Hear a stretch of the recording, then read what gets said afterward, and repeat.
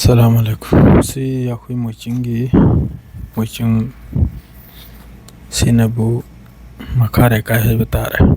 moichingi yam sathina yum kra lup nare ising su changle yam sathina ising chawbe wani yakhui kasar gi ni si moichingi makare kai ge du mayam na khajitang mi jing tajalbiu am si yum mong khak lai sida yum ani khak turel mayada asi changle yum si makharom dagini changba horo ise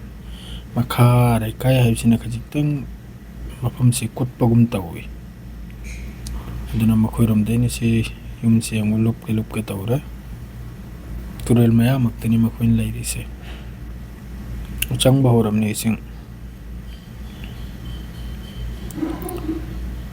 sinabu aikhoi mamang adai dodani khagi mayai sinabu khagi school gi dwai duda sidabudi changdri singwali tek sorok atat pigi dani si